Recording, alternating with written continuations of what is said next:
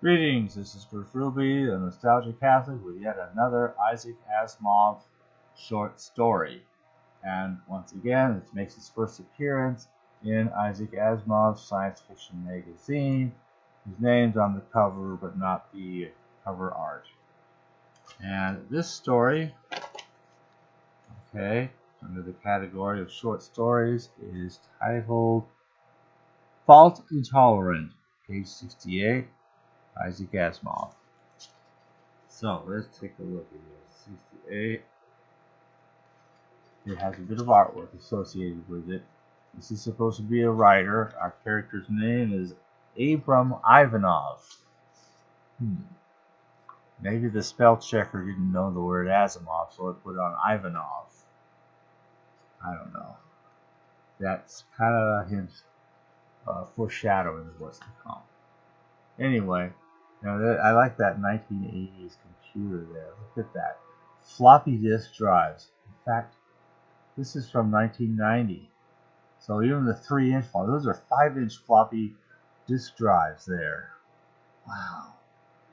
That's what computers looked like in those old days. A cathode ray tube computer screen, like a little TV kind of a thing. And so it is. And so, there's a little blurb. I'll read the blurb. The joys and perils attached to working with tomorrow's word processors are amusingly recorded in Dr. Asimov's ... and then it has the name Fault Intolerant by Isaac Asimov. So it reads like a diary. Each day, every now and then, there's these entries. Not every day, but just kind of a day and then another day, a month later, or however much further. And it's this guy's experience. He's been using old-fashioned typewriters, as Asimov had used for all his life, and he could tap just 90 words a minute, and just, you don't want to do anything else. You just do that all day. Yeah, that's how you write. That's how you write almost 500 books in your lifetime. So you just keep typing away at full blast. It didn't slow him down any, and he didn't mind. No distractions. So, what happens in this story?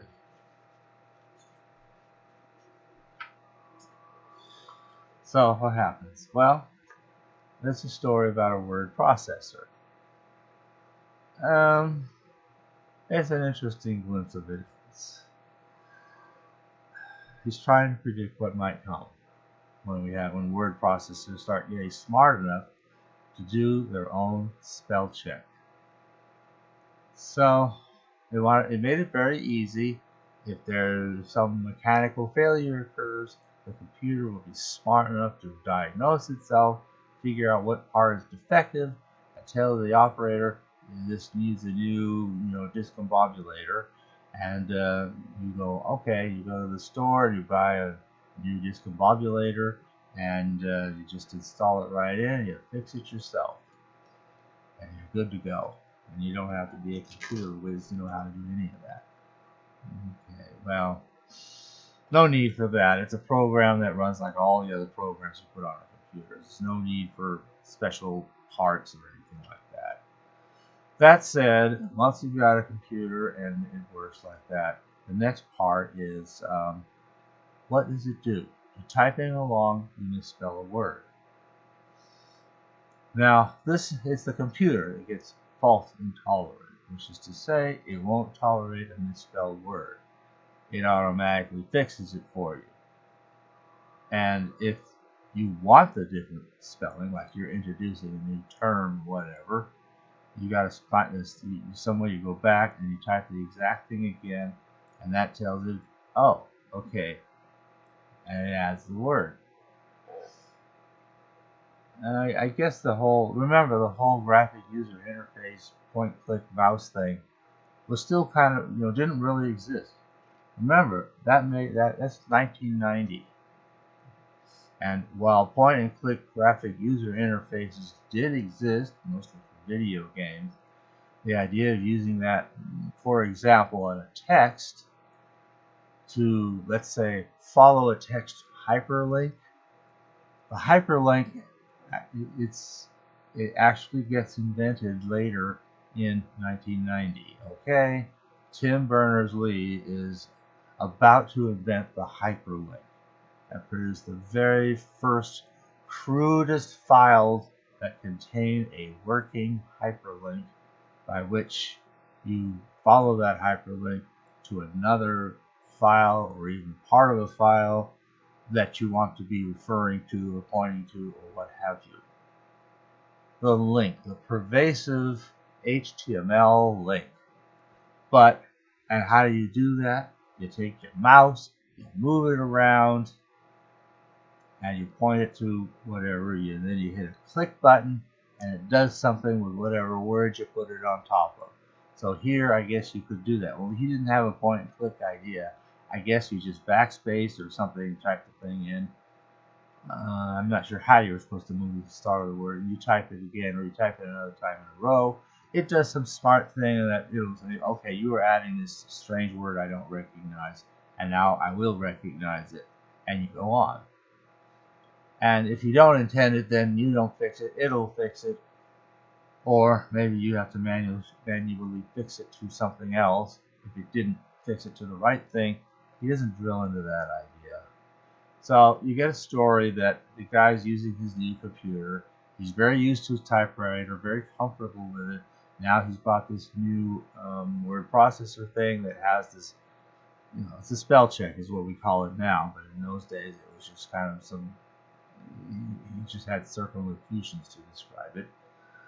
So, and it fixes your misspellings, your fat fingerings, whatever. It figures it out and tries to put in the correct word and so forth. Well, so far so good. And in the story, the computer suddenly stops working for a while. You can't get it to do anything, no clear reason why. And then suddenly, spontaneously, all by itself, it starts typing the whole thing out by itself. Yeah, computers tend to do things like that in Asimov stories. I mean, I've seen enough of that in Univac and Multivac and other computer stories. So, it's kind of interesting, some of the stuff that can actually happen.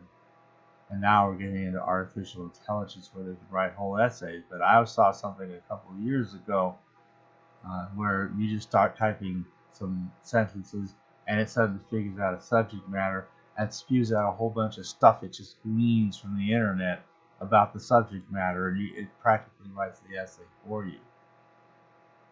I hate to be a teacher having to grade essays that students turn in that, for all I know, may have been so generated.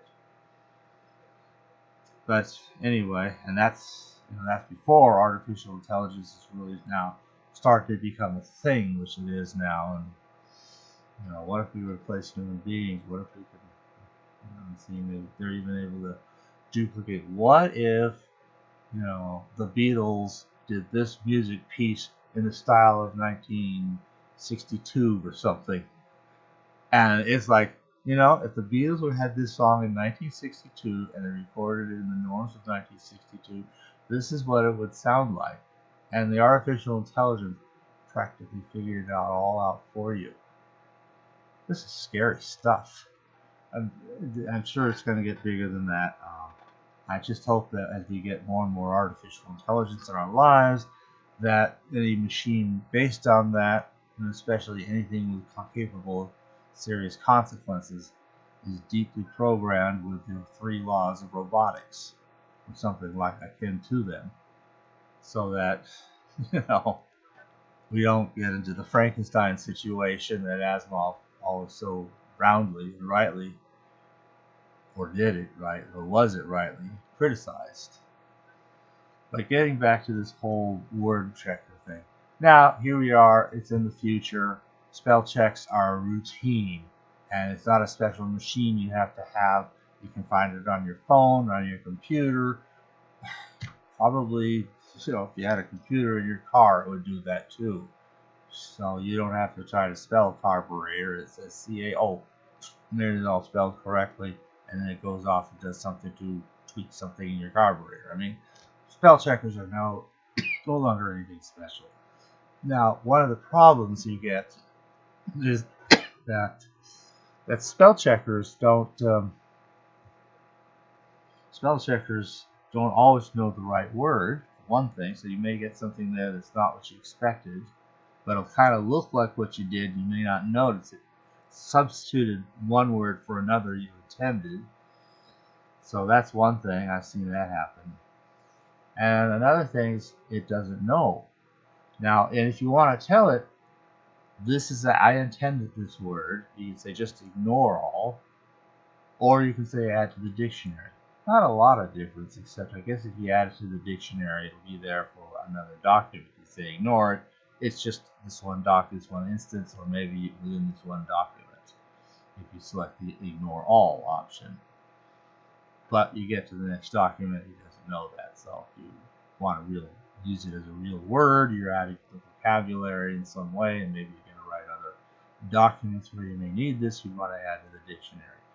Still incomplete, and let me supply a little bit of my own commentary on that. I would think a good spell checker would, if you want to add a word to the dictionary, it would ask you to tell it not only what the word is, but what part of speech it is, and then what forms of it. It's a verb. This is the past tense, the present tense, future tense, the past participle, blah, blah, blah. If it's a noun, singular, plural, possessive, plural possessive, whatever. And of course, in these crazy days of pronouns, you probably have to be able to say, oh, and this is a new pronoun. Never mind. Well, you could tell it that too, I guess. I mean, it's just programming.